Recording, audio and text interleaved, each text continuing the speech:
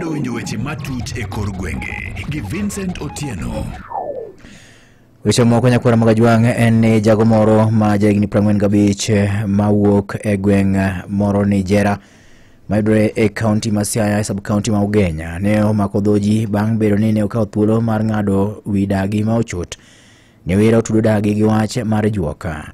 Achijno ma nyinge George Opondo wachore ni nyotiyo kod le enego dagino ma nyinge Jennifer Aduol motelo ne loro ne ringre ne e yot kendo ka wuoth kachiel ma ochopo e tesend obila mondo mi koro chiw lipot kendo kod wachno. Kolure gi ruoth ma North Ugenya location en ni achijno ne owuotho kendo owuon nyaka e tesend obila Barober kama bende ne onyise apisa mag obila mondo mi odhi okaw ringre mar dagi mane osenego kaeto chweyo loro ne e yot.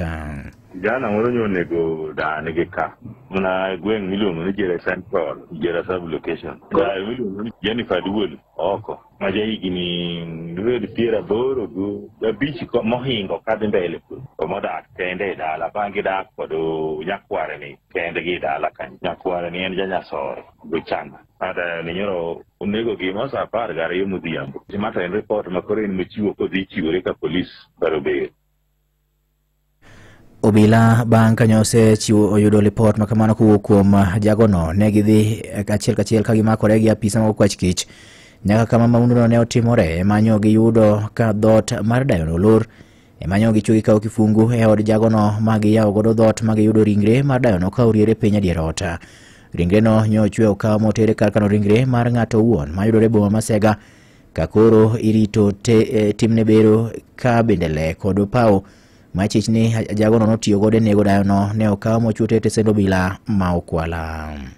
Onyiso polis ni odhi dala odhi okaw dane nyonego nyoro sa 12 ni ot kacha. Koro kosedhi to joka kosego report no joko loke in then ibocho osieso bocho na. Nitie ng'at moro kara kama otiyo report na nonego dane koloro ni ot koro gidwa ni gidhi gine. Koro wadhi od kijana no to wanwang'o kifungu mo oyaw ode dono nikech ode kogo kul. Koro wanwang'o kifungu wadhi kwate madiete na ni kifungu no go yawo to wanwang'o ka mama na diero nego ng'ado ng'ute gi le ayo kanyo kamano.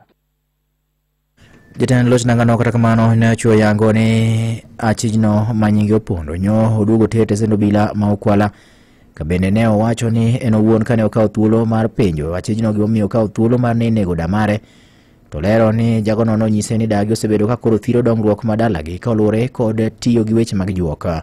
Ne ochako medo ni machiegni dayono ne ochako kelo thuol moro manyien kanyo ma chich ni ne otiyo godo chwalo chenro meke mag timbe juoka. Koro DCI Okwala biro team no gi cheko scene of crime gikawo dok gine ne exhibits mantie opawo le body there is a suspect no go bende koro bang'e police obiro bo omo Barober no Okwala sani bang'e